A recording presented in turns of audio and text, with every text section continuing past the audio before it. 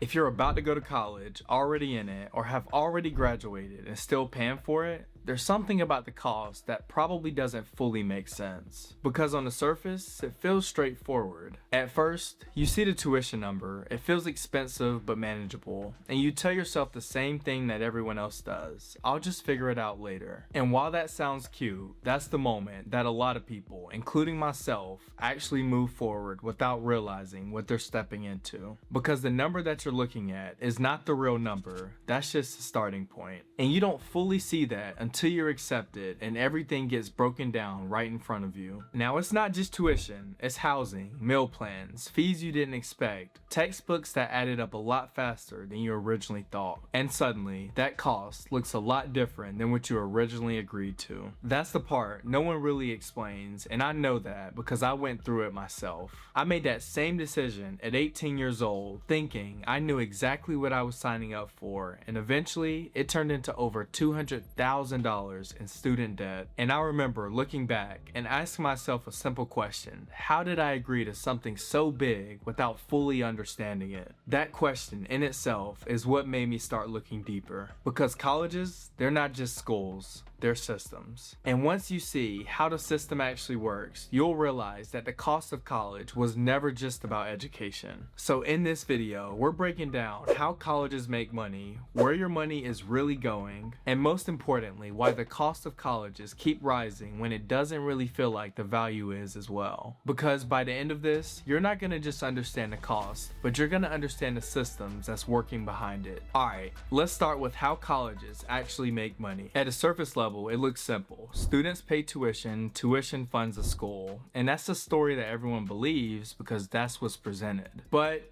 tuition is just the entry point. That's the number that gets you comfortable. Because once you're inside the system, the structure starts to expand, and here's how. First, the costs don't hit all at once. They show up in smaller pieces. A few hundred here, another charge there. Nothing feels big enough to be questioned on its own. But over time, those pieces add up, and when you zoom out and look at the full picture across thousands of students, those small charges add up to millions of dollars. That's the exact moment when it feels less random and more intentional from the universities. Now, let's take you inside the student's shoes. You move on campus, and now you're in another layer. Then, you see your bill: housing, meal plans, parking, and campus services. It's all positioned as a part of the experience, and in many ways, it is. But financially, it's consistent revenue for the university. Then every semester, it continues. Textbooks, access codes, and online platforms that you need in order to complete your classes. And those costs, they don't feel optional because, to be honest, they're really not. And the crazy part is, at the same time, universities are managing something much bigger behind the scenes. Large schools have investment portfolios and endowments worth billions of dollars, and those funds generates returns every single year. Colleges don't operate like simple schools. They operate like entire financial ecosystems. But I will say this: if you are interested in how to manage your own personal investment portfolio while you're in school, you should check out this video above.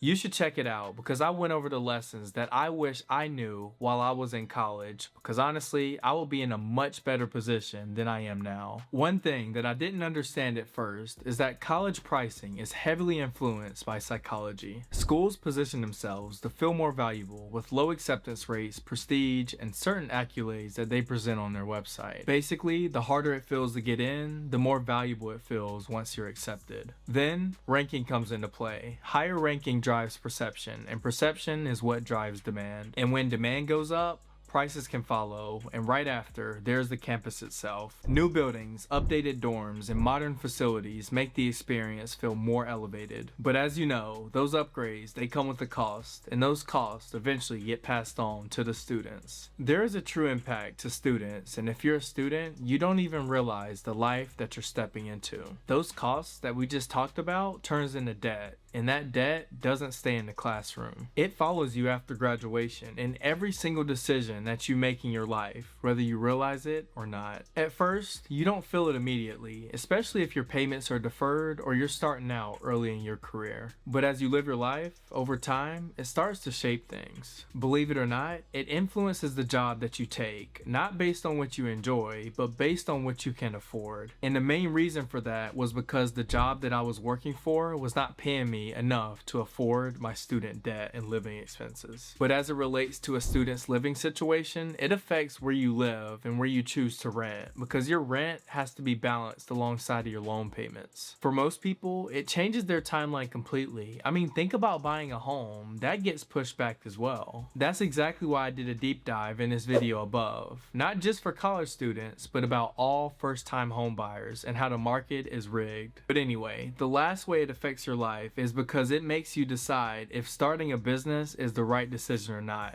because it feels a lot riskier than it should. For me personally, I pay a lot of money in student debt every single month, but I chose to still start a business, aka Money Talks Media. But I did that intentionally by choosing an industry that pays well enough for me to create margin in my personal income so that I can invest into my side business so my side business can pay me later. And while there are many other ways on how this affects your life that we won't get into today, I still do question myself and ask, was it actually worth it? And the truth is, that answer isn't always simple, because for most people, it is. And for others, including myself, it's a lot more complicated than they expect. Let's now wrap this up with things that you should keep in mind. If there's one shift that really matters when thinking about college, it's this. Tuition is not the full cost, it's just the starting point. The real cost is everything right after you say yes. And just as important as the cost is what you're actually getting in return. Because not every degree leads to the same opportunities. Not every path produces the same amount of income. And not every cost is justified just because it's attached to education. So the real question becomes less about, can I afford this? And more about, is this worth investing in for my education? Colleges today operate within a system that's bigger than what people realize. But just like any other major investment, you need to understand it before committing to it. And please, please, please don't get over leveraged with student debt like I did. And back then, I just betted on figuring it out later. But I will say this, you can always bet on Money Talks Media to show up for you.